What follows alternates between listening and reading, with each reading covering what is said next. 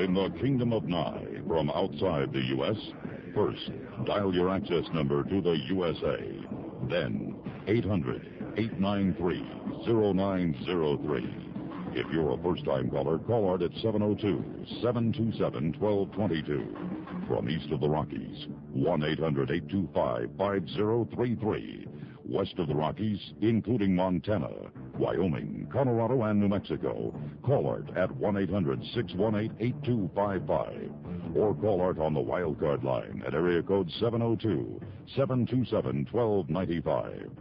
This is Coast to Coast AM from the Kingdom of Nye. Terence McKenna is probably unlike anybody you're ever going to have the pleasure of listening to and meeting. Terence McKenna really has picked up the gauntlet from Timothy Leary.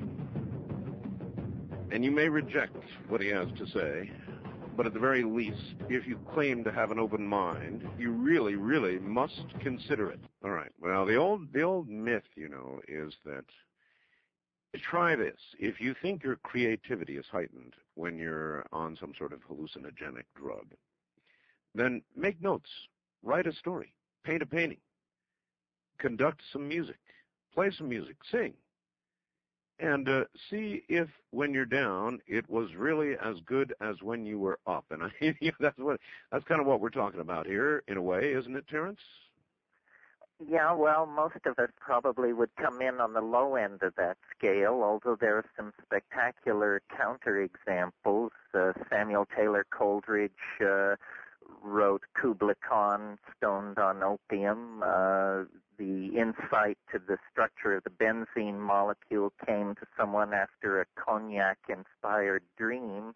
The character of creative breakthrough is like a revelation, the aha experience. Yes. And sometimes it's a bump on the head, and sometimes it's a hallucinogenic experience, but it always has the character of sort of arriving in a completed form. You know what I mean? Yes. Why are there so many striking counter examples? Why? That's a question you never hear dealt with in the public. In fact, you never hear about it at all. They suppress that information. But why sometimes is a drug a key to creativity that you would not have otherwise? Why?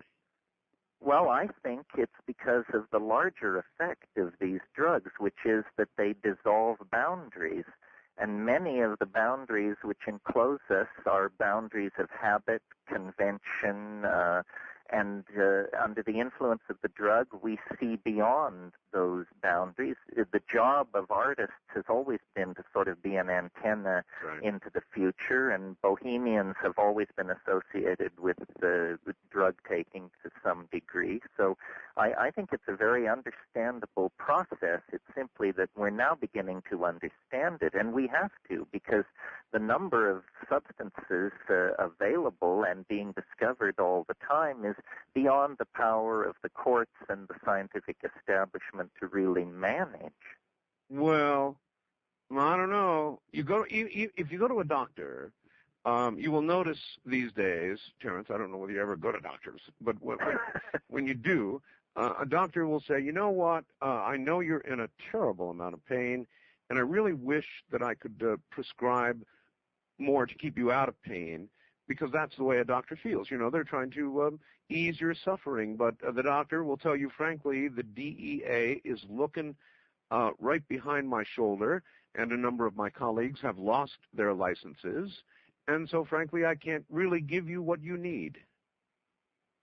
That's prescribed. Oh, well, this is a part of the drug problem.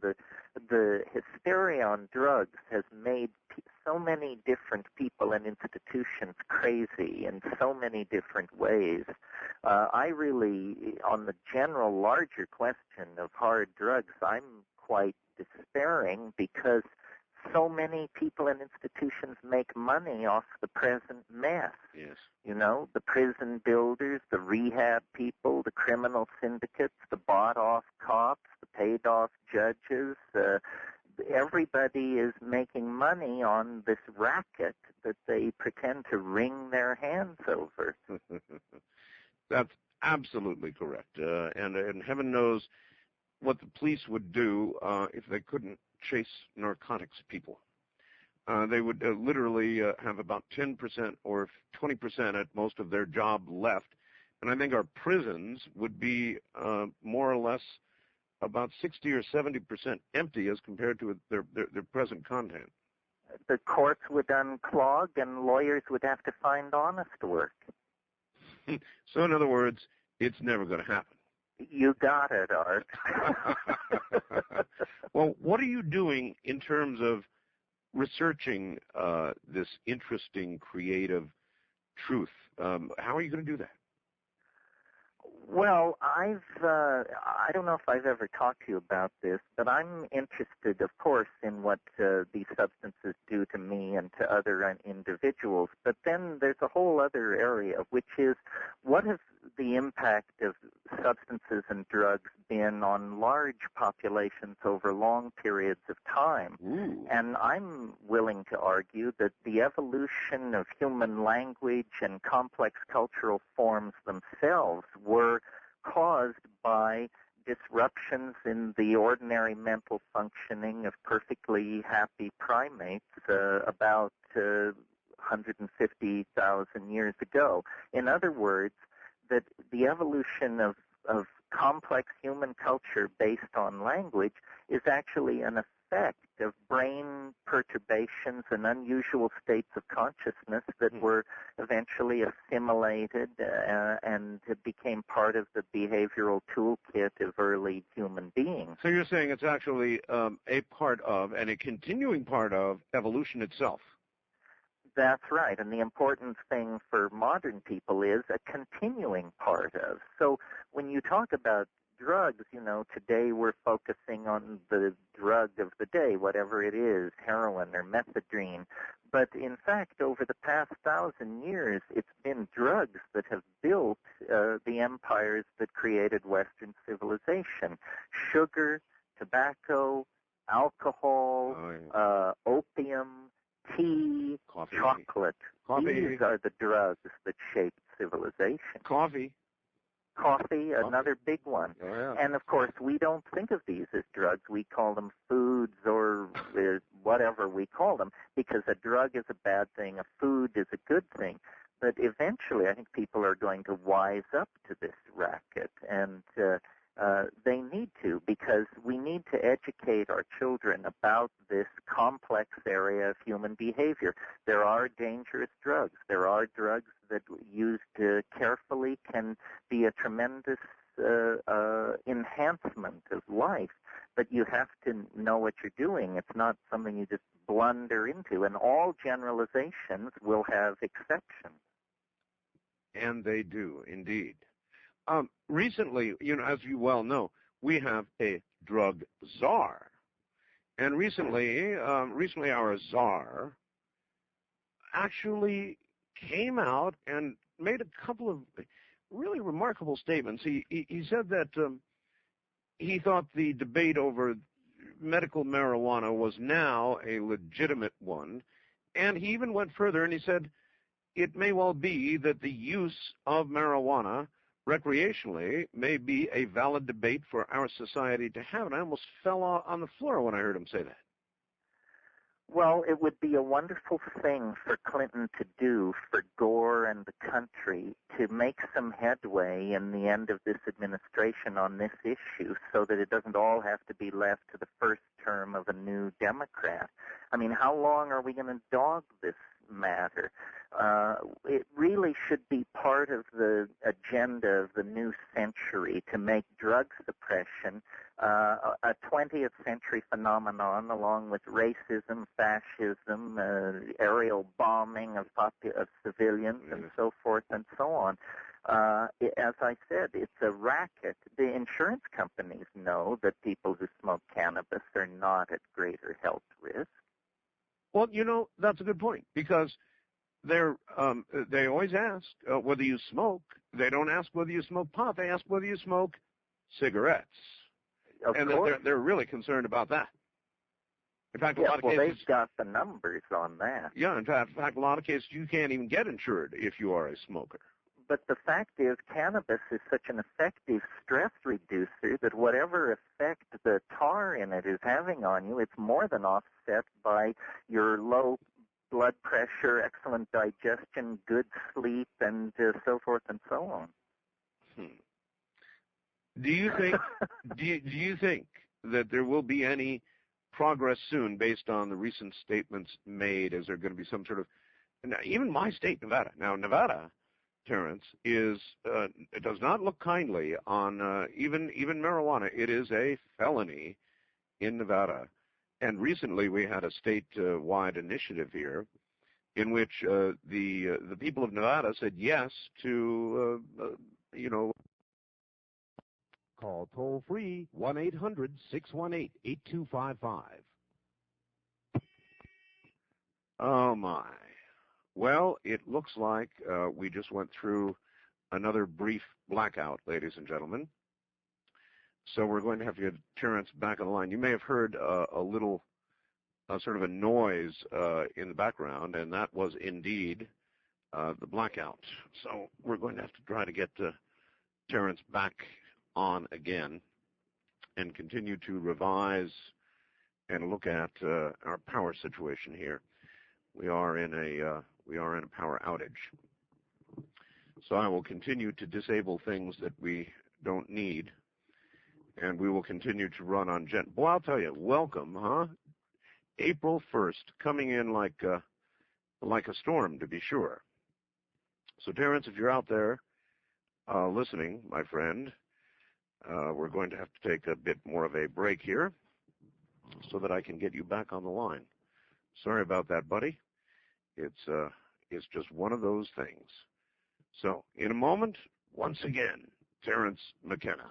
In 1859, the famous Comstock silver lode was discovered here in the mountains of Nevada. In order to avoid shipping that silver a great distance to be minted into coins, our government opened the Carson City Mint near Virginia City in 1869. After only 24 years of operating, with the Comstock now played out, that mint was closed and today is a museum. In 1964, after nearly 100 years of obscurity, the Treasury Department discovered original bags of the famous Carson City silver dollars, which had never been issued to the public. My friends at David Hall's North American Trading have been able to purchase a limited number of these beautiful uncirculated coins, which offer a historical reminder of the time when pioneers were still discovering the Old West. At just first-time callers, call area 702-727-1222.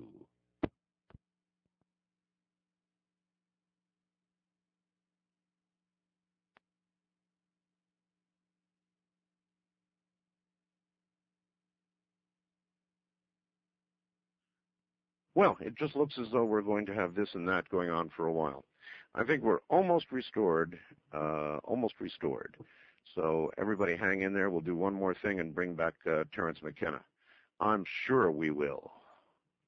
It's true. Not all Internet service providers are quite created equal. I'm talking about MindSpring, the ISP created over time by good people who built their company one customer at a time. Their customer service, their ability to put you on the Internet is simply unsurpassed, and that's why both PC World and PC Computing magazines awarded them the best Internet service provider for 1998.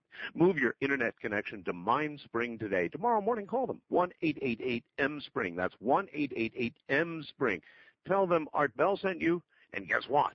They'll waive the $25 startup fee, give you 30 days of service free from the day you sign up.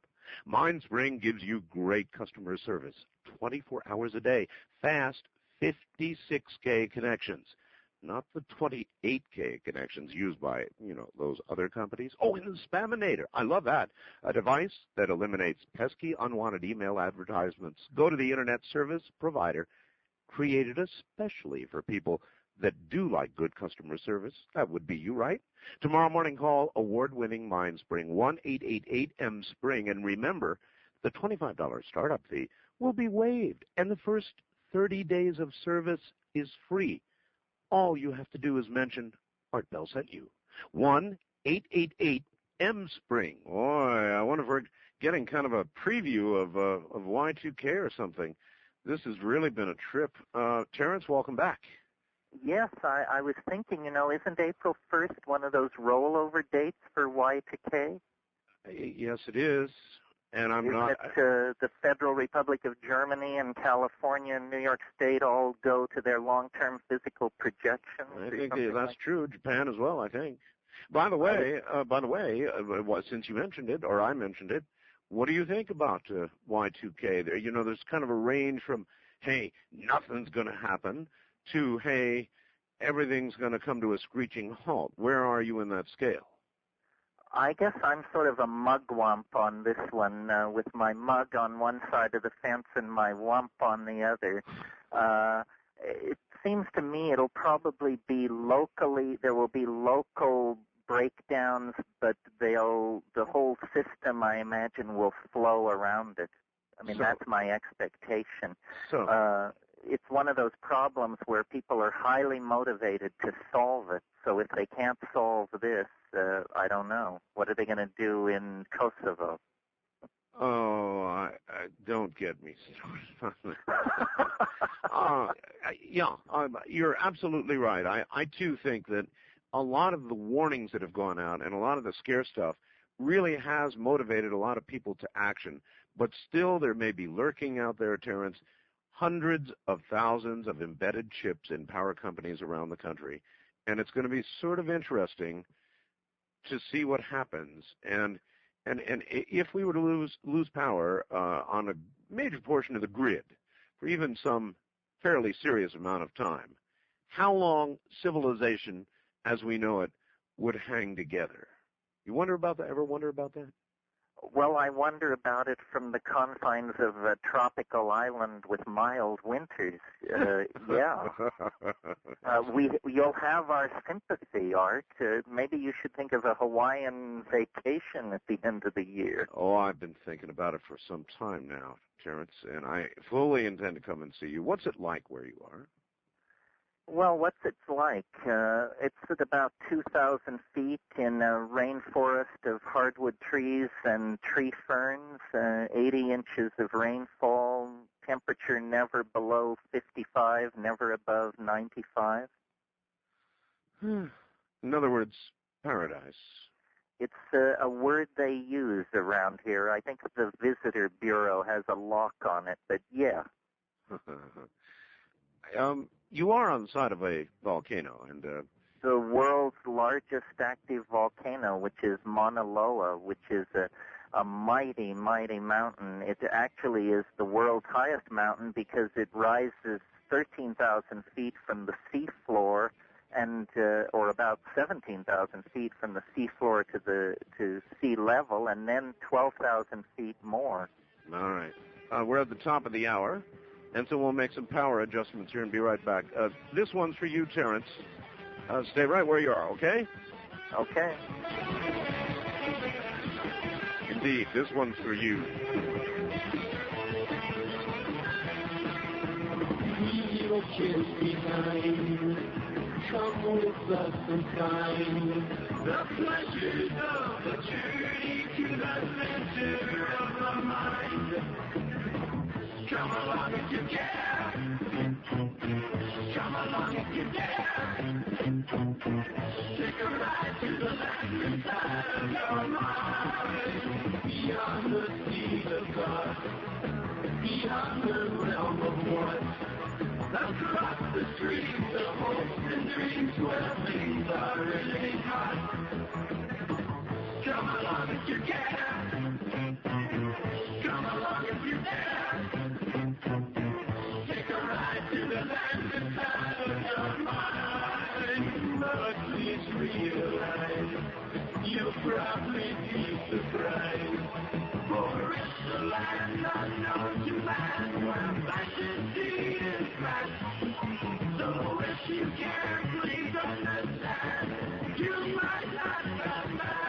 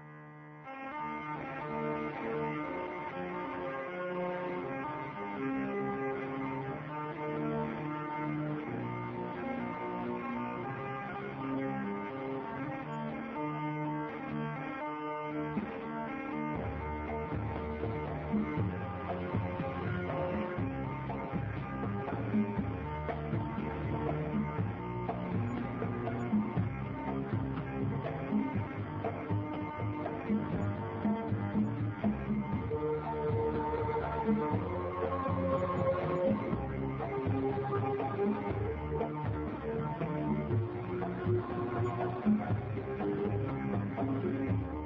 the Kingdom of Nye, this is Coast to Coast AM with Art Bell. From east of the Rockies, call Art at 1-800-825-5033. West of the Rockies, including Montana, Wyoming, Colorado, and New Mexico, at 1-800-618-8255. First-time callers may reach Art at area code 702-727-1222. And you may fax Art at area code 702-727-8499. Please limit your faxes to 1 or 2 pages. This is Coast to Coast AM with Art Bell. Now again, here's Art. Oh, my, how we depend on our civilization. We've been going through gigantic power spikes and drops here. It's been amazing. We're just now coming back onto commercial power. My guest is Terence McKenna. He's a guy who'd know what it's like. He'd know what it's like to be without commercial power, because I don't think he has any. For a long time, the only way he could get out by phone was some sort of radio phone, internet phone, and that's probably what I'm talking to him on right now. He's a very, very interesting guy. Terence is fascinating. I've got a lot of questions for him. He'll be back in a moment. Coast to Coast AM back on commercial power and trying to get the computers back up. Oh, my, how we depend on technology. Once again, Terence McKenna. Terence, in fact, I'm going to be talking to one next week, another brilliant theoretical physicist. I talk frequently with Dr. Michio Kaku. And it is his view that the odds of our making it through to the other side of the discovery and dealing with element 92, that our odds are very, very teeny-weeny indeed. In other words, when any civilization, and there must be many out there, discover element 92 inevitably, almost inevitably, they end up destroying themselves. Any thoughts on that? You think we'll make it through? Well, I think it's remarkable that we've had atomic weapons for over 50 years now, and they were only used very shortly, within weeks after their perfection. And after that, somehow, in all the wars, revolutions, and posturing that's gone on, we've never resorted to the nuclear option. Right.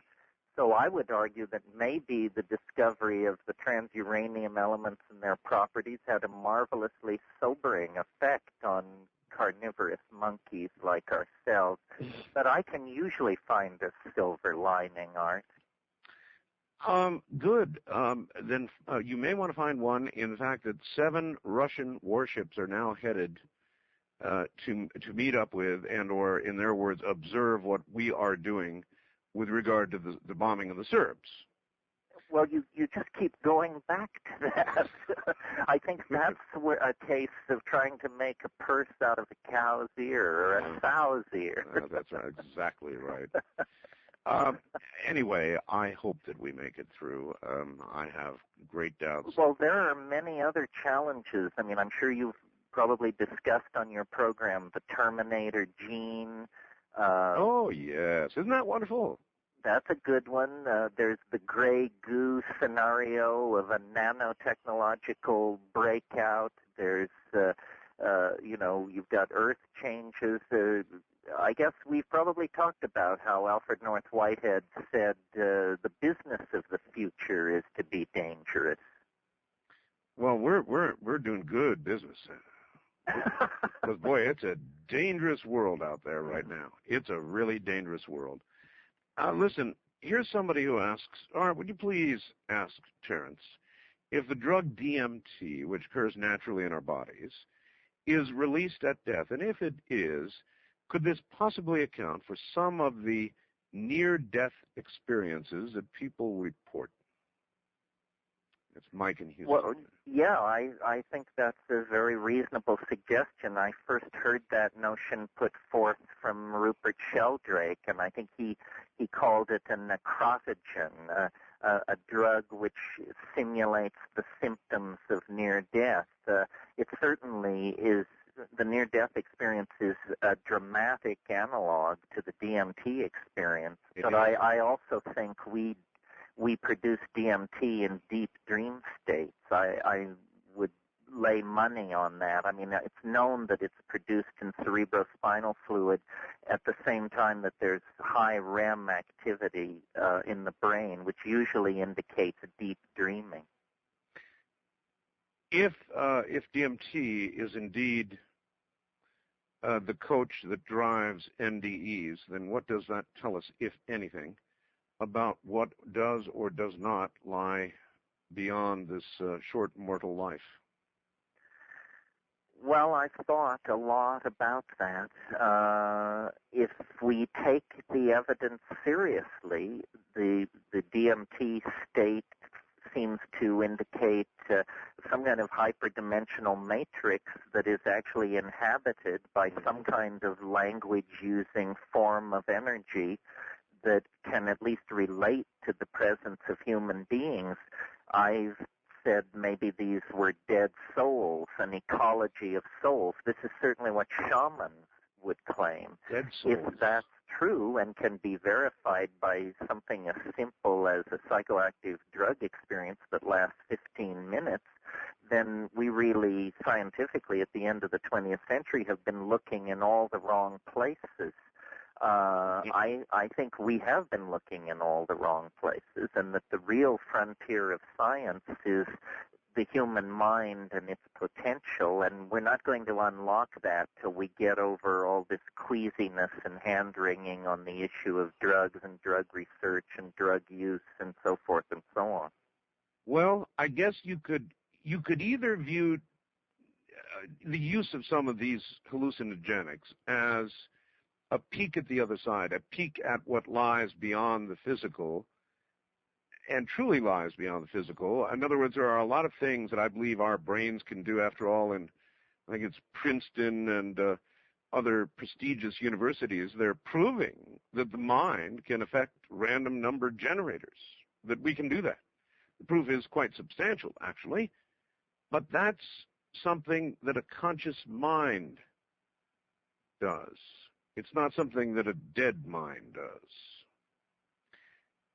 There are many other things that our living minds can do. For example, they can enable us to travel outside our bodies. I did it once. I know now it's true. You can, in effect, be outside your body. But I have not decided yet, Terence, whether that experience represents something that I will find after my mortal existence. Do the wild thing at 702-727-1295. Human brain, and we just lost it again. Boy, we really are just having quite a night of it here, folks. Poor Terence. After all that build-up, I'm going to have to do something and get him back on the line. There are obvious, severe power difficulties going on here right now, folks. So all I can say is bear with us, and Terence will be right back. Are you overweight? Would you like to lose a guaranteed average 8 to 10 pounds in the next month? Well, we know fiber sweeps fat out of your digestive tract like a broom as a natural course of events. But a new fiber, chitosan, natural because it is derived from shellfish, not only sweeps out fat, but listen to me, 10 times as much fat as any other fiber. So it allows this amazing guarantee. Here it is. Eat as you normally do, not more, just as you normally do. No great sacrifice. Order a 90-day supply of Chito Slim. With it, you get an antioxidant moisturizing cream free of charge. Call 1-800-557-4627. Now the guarantee. If you don't lose 8 to 10 pounds in the next month, you get all your money back, and you keep the cream. It's not available in stores, but you can get it by calling 1-800-557-4627. That's Great American Products at 1-800-557-4627. You've got nothing to lose but the fat. Yeah, that's right. All right. Well, we're really getting a Y2K example out here in the Pahrump Valley right now. It's really a serious situation tonight with the power. I have no idea what's going on, but whatever it is, it's not good. And it's covering a great deal of geography, so bear with us, everybody. Once again, here's Terence. See, every time that happens, our phone connection separates. And there's Terence out in the middle of nowhere with a generator staying right on line as I drop off. Anyway, Terence, look, I did this big build-up, and then the phone went away. I guess, approaching what I know about the conscious mind, I know to be true, and what I wonder about.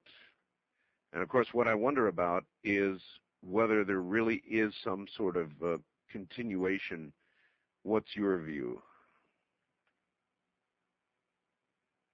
Terence? Yeah, I know. Oh, that was a long pause. Formulating my thoughts. No, I understand. On a night like this, long pauses probably mean the power is going out. Well, I agree that you can't be sure that DMT is showing you the great beyond. It may be showing you the dying brain. It may be taking you to the very edge of death, but that is not death itself. It may be showing you the great within. That's what it may be showing you. Yes, and it doesn't settle the metaphysical questions, except it certainly is strong evidence that everything we've been told about entities, about the capacity of the human mind, that things are a good deal more complicated than that. To me, it's the great exception to all rules. What it itself says, other than that all rules have exceptions, I'm not sure. Terence, if the power were to go out and stay out, I'll pick Honolulu, all right? In Honolulu, that's a big city, close to you. If the power went out and stayed out for a month in Honolulu, what do you think would happen socially? Well, in any city, I think push would come to shove in a hurry because water pumps would not work, and so the city water supply would be only what was in the pipes, and you can take the scenario from there. I live on an island hundreds of miles from Honolulu, and thankfully so. I'm not a survivalist, at least not consciously, but I've certainly built a system that is redundant, off-grid, wireless, and capable of maintaining itself without any help from anybody else.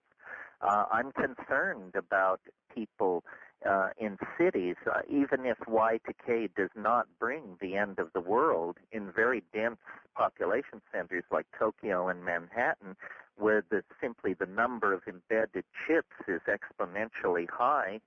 The possibility of some kind of chain reaction failure is consequently high as well. So I think people should give consideration to moving out of those kinds of areas, even if just temporarily. Mm-hmm.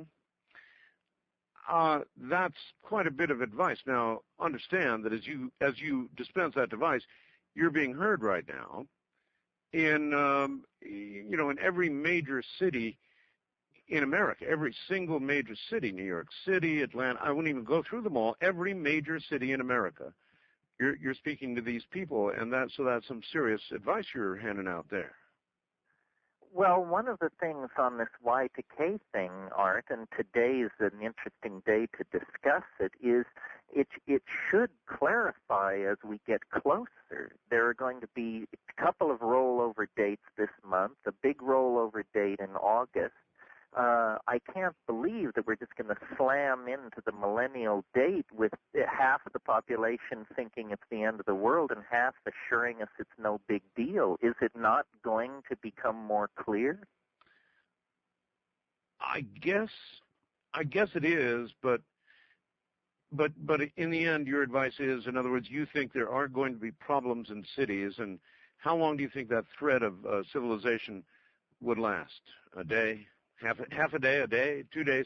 They did a 72 hours in most places. 72 hours. And then, of course, What the concern is, I suppose, is that the grid will fail in areas where there's bad weather and deep snow, and that it'll be very hard to get it back up and going. I am not an electrical engineer. I don't think anybody who isn't can make an informed judgment on that. Yeah, I can't. And, I'm accused of being gloom doom about all of this, but I do see what would occur. I think at least I know, frankly, what would occur if we lost our power. There was a movie called The Trigger Effect. Did you ever get to see that? Probably not. I didn't. It really shows how quickly civilization would deteriorate if the power went off and people began to conclude it wasn't going to come on anytime soon. And people reverted to early animal states rather quickly, a matter of days, as you just said. Well, all these disaster scenarios raise the opportunity for people to imagine that civilization will just slide out from under us. I went through a flood in Northern California years ago where the power was off for 6.5 days, and it did. Call us toll-free at 1-800-618-8255. Oh, my. Here we go again, folks. This is not going to be an easy night, I can see that. I have no idea what they're doing out there, no idea whatsoever. But I guess all I can do is roll with the punches. One good thing, we will get all of the commercials caught up as I continually go back and retrieve Terence. Did you know the average person carries 5 to 10 pounds of toxic matter in their intestinal tract? This continually releases poisons into your bloodstream, causing a variety of symptoms like decreased immune function, chronic fatigue, even degenerative diseases. And that's why I recommend Dr. Teplisky's Super Detox Program. And I take it too, a 4-step program to completely cleanse your body of toxic waste. It scrubs your intestinal tract clean, removes stored toxins in your organs, kills yeast and parasites, and restores healthy bacteria. It'll make your body clean, vibrant, and healthy. And when you buy steps 1 and 2 of the Super Detox Program, you get steps 3 and 4 absolutely free. Call Physician's Choice now at 1-800-472-5151. Look, it's guaranteed to work or you get your money back and you can't get it in stores. So call 1-800-472-5151. That's 1-800-472-5151. Buy 2 steps and get 2 steps free when you call now. Once again, Terence McKenna, we'll just have to keep getting him back as the power glitches. And we can handle it either way, but what we're getting, Terence, are these short little ba-boom type breaks. And when that happens, my phone system goes, goodbye, everybody. It's absolutely amazing. I'm getting a good lesson tonight. I'm getting a really good lesson tonight. So, anyway, Y2K. So you think, as I do, that you simply aren't going to predict what will happen, but are pretty sure what will happen socially if it does happen. Well, and here in Hawaii, we're at the end of the time for the day, so it will have happened in 22 time zones before it gets here. So we'll have a notion of it if it's rolling toward us. Yeah, I guess that's right. So will you? What do you plan to do, by the way, on New Year's Eve? Well, go to a party, of course. Really? You're going to go to a party, really? Well, fortunately, the party is only about 3 miles away. I assume I can fight my way back here in the confusion afterwards. Did you know, Terence, the communist Chinese government has ordered all of the management personnel of all of the airlines to be in the air in a Chinese aircraft flying the 31st into the 1st. An interesting... Why, you say? Yes. Well, I think twofold. One, to give the people of China confidence that their airplanes will be safe. And 2, if they're not safe, then there won't be any concern about the management personnel who were on the flights. They'll have a whole new regime. But that is true. They're doing that, Terence. Hold on. These old socialist ways linger on. That's right. Stay right there. We'll be right back. I think Terence McKenna's here, and this is Coast to Coast AM on and off.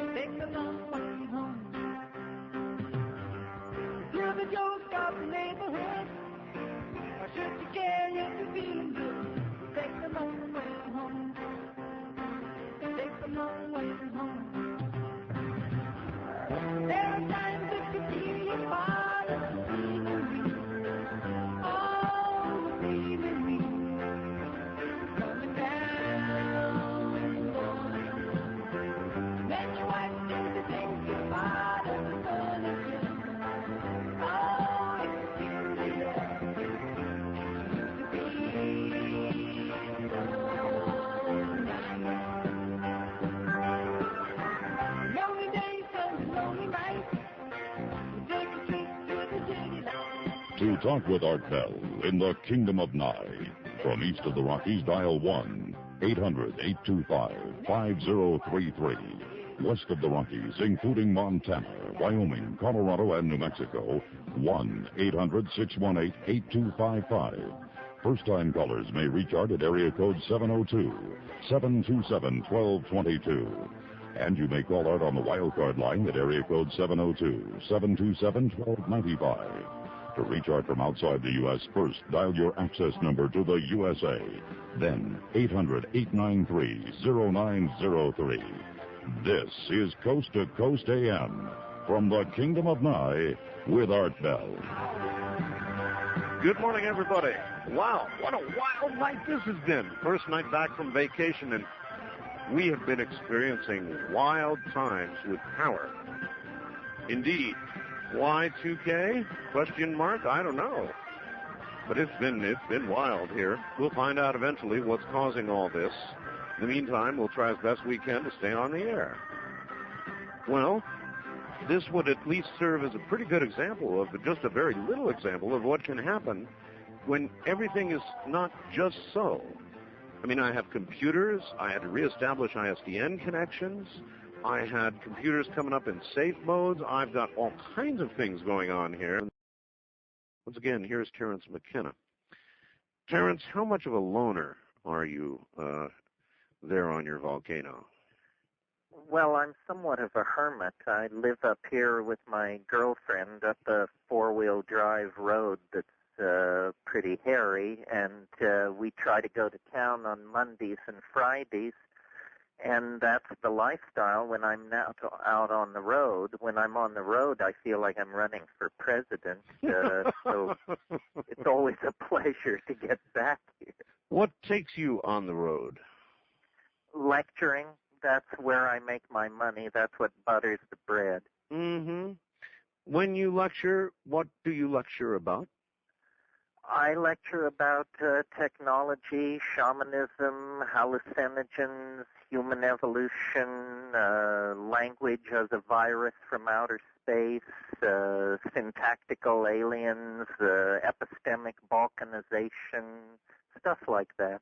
Sheesh. That's a lot to lecture about. Do you generally serve up a smorgasbord when you do a lecture of all of these things, or do you do specific lectures, or both? I do both, but usually my audiences are familiar with my material, and they come primed with questions, and it's usually pretty easy to get a self-generated discussion going based on what people there are interested in, you know. I am very, very, very interested in time, really interested in time. And this has been one area I know that you've talked a lot about. What do you believe about the nature of time, Terence? Well, what I believe about it that is different from what you'll hear anywhere else is I believe that that probability actually fluctuates in time, that time is not an abstract idea, it's actually a medium, and that there's an ebb and flow in time on many scales of what I call novelty and habit, and that over time, novelty is in ascendancy. You could say the cosmos is a novelty producing and conserving system of some sort. So the evolution of higher animals and human cultures and high technology is all in response to this universal appetite for complexification, which I call novelty. And mathematically, we've produced graphs of this that allow you to predict where in historical time and where in the future there should have been great advances in novelty. And well, really a way of... Pardon me? I think that I'm beginning to grasp the concept of novelty. If I understand it correctly, then you can look back and you can see what occurred with novelty as we have evolved, and then you should also be able to look ahead, should you not? That's right. Nobody would argue that the development of novelty has been even in the historical past. It's obviously proceeded in spurts and then periods of quiescence and so forth. And when you apply that to the future, you see the same thing, except that it leads to an observation which you and I have achieved by different means. You call it the quickening, I call it the concrescence, but I think both our notions have been drawn toward the idea that this explosion in novelty will keep accelerating. Things become more and more and more novel, faster and faster. And this is really the character of the world that we're living in, and it's destined to become ever more intense in this particular direction. Surely it is headed toward a climax of some sort, or perhaps even a series of climaxes. If you were to be able to look down 200, 300 years, 400 years, 1,000 years, a series of climactic occurrences and changes. Or, well, I think we're mastering energy. We're mastering our genetic code, time and space. Yes, I agree. A series of climaxes, each one more awesome and unimaginable than the ones that preceded it. And this is becoming the dominant characteristic of human existence, is the anticipation and then the experiencing of these surges in the system toward ever greater self-expression of novelty. What great examples of spikes up out of the noise in novelty would you cite in the past? Oh, well, the Italian Renaissance, the Greek Enlightenment that gave us Plato and Aristotle and mathematical theories of nature. Eras where invention, movements of people, and the birth of ideas were very concentrated. You know, there was a 40-year period in the 5th century BC when Lao Tzu, Mencius, Confucius, Parmenides, Ezekiel, and several other luminaries, all, if they had air tickets, could have had a dinner party together. Well, that's phenomenal. It is phenomenal. And are we able in any way, based on what has occurred in the past with regard to these spikes, able to predict where this particular cycle is going? What, in other words, what's coming? Well, I've noticed in trying to track different things with these curves that I produce, I look at movement of languages, immigration of people, energy production. What the curves describe best is technological innovation. So I've come to see human history as a kind of alchemical process of bootstrapping ourselves to higher levels of I suppose you'd call spiritual existence, but through machines, through prosthesis. The machine, far from being alienating and other, is in fact basic somehow. The machines are the prosthesis of the new human. Of course, the new human is the prosthesis of the new machines. This is all going to take some getting used to.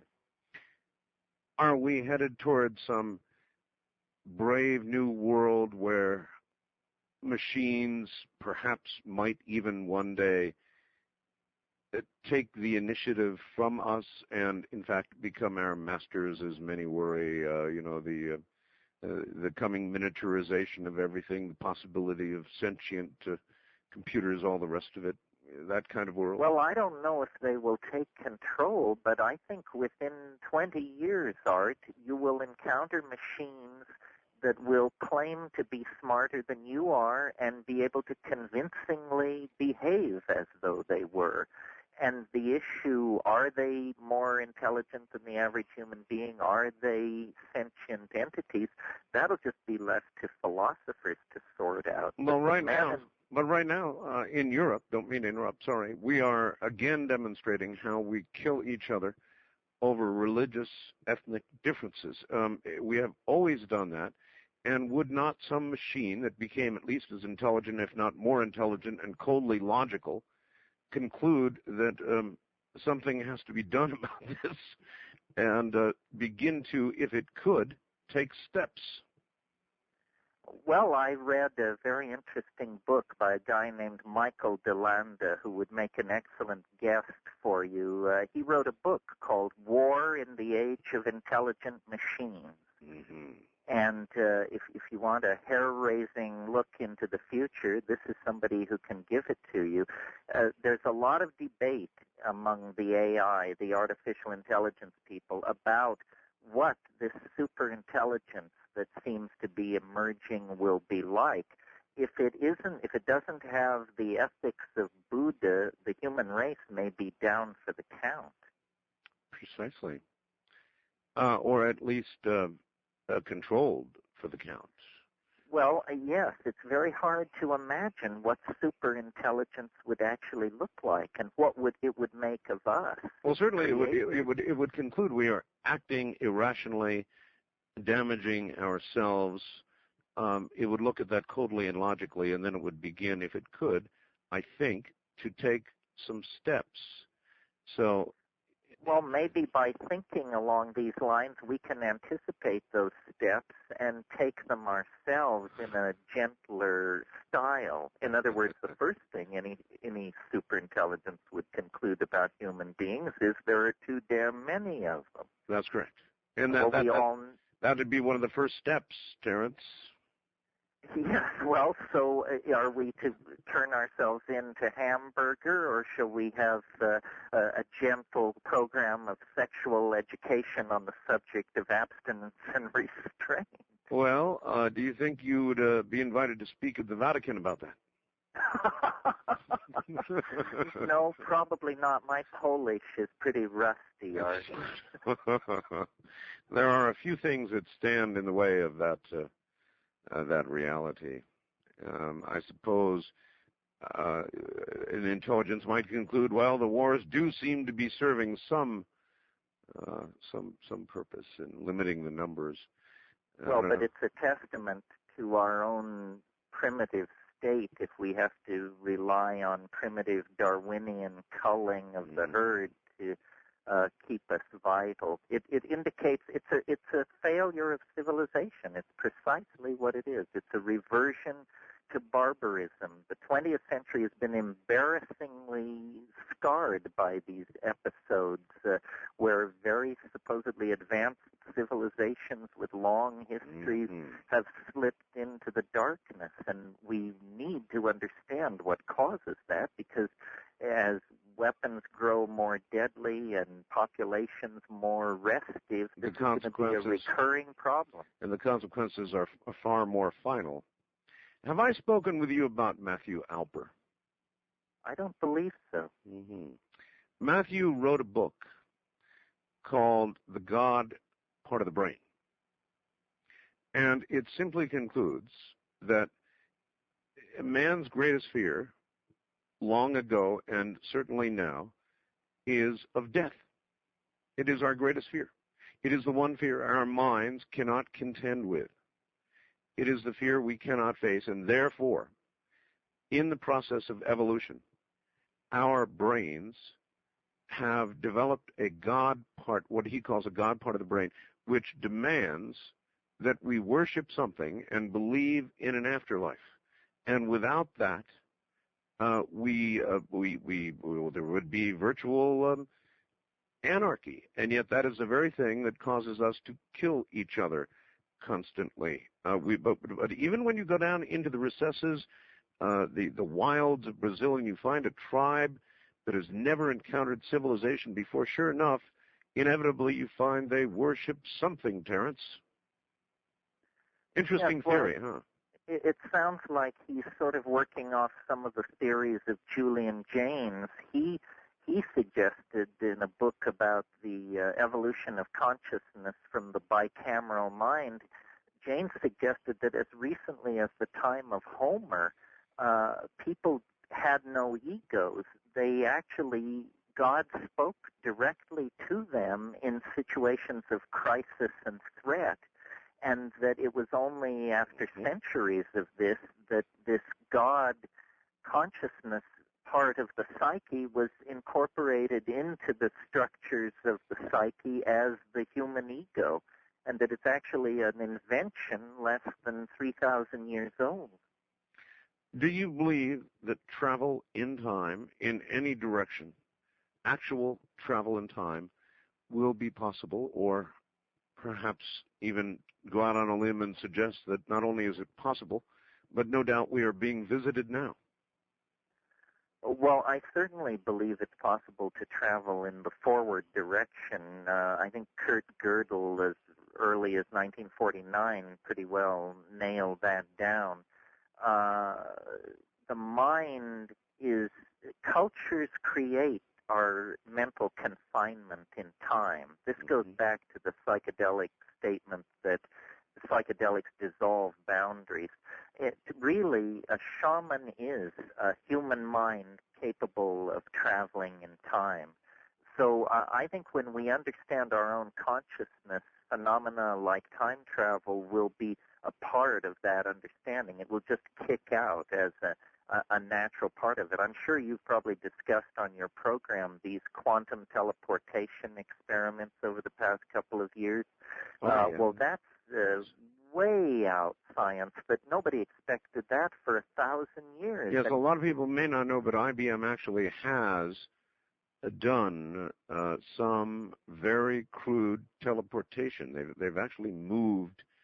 Can you describe what they did? Yes, you're absolutely right. They moved photons in some kind of teleportation experiment. They moved them several meters at greater than the speed of light. In fact, at a travel time of 0, as far as anybody can tell. And apparently the quantum mechanical equations which allow this effect don't prohibit larger objects or even living objects. It's just a matter of scaling up the power input. Well, good Lord, if we're 5 or 10 years away from being able to teleport objects and possibly human beings, you can't even begin to imagine the sociological and political consequences of something like that. Well, it would completely change everything we know and do. Every concept we have nearly would collapse, and it would indeed be a whole new ballgame, wouldn't it? It would be a whole new ballgame, and a concept like that has to compete with a concept like nanotechnology or digital copying of human beings or cloning, or there are half a dozen of these potential technologies out there, any one of which would remake the world beyond recognition if it were to be perfected. Oh, Terence, I think we're already cloning. They already absolutely have the technology. Now, they claim they are not doing it, and they're doing it with sheep, and we see Dolly, and we see this, and we see that.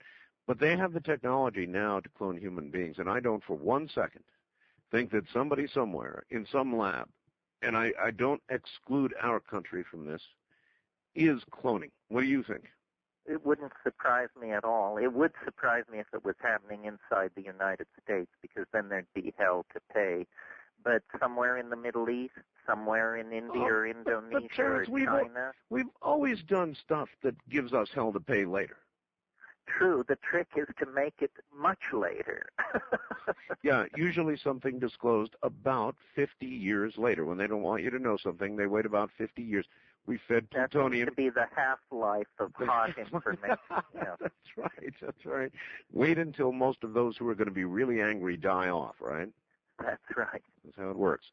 So I wouldn't be surprised. I mean, how could we allow ourselves in the black budget world to be behind the cloning curve? I just can't imagine that. I mean, of course, and people talk about, the perfect soldier. Out of that's right. The infantrymen find the right one and then make 50,000 of that guy. That's right.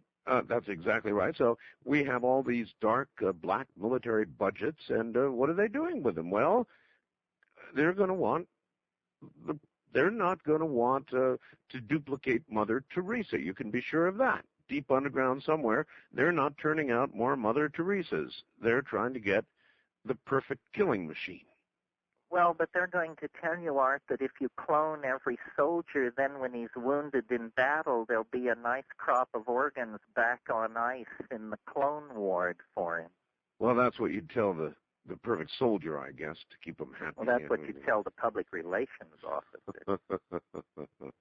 So we're moving very rapidly toward all sorts of things that are going to require. Are we really up to making the proper moral decisions?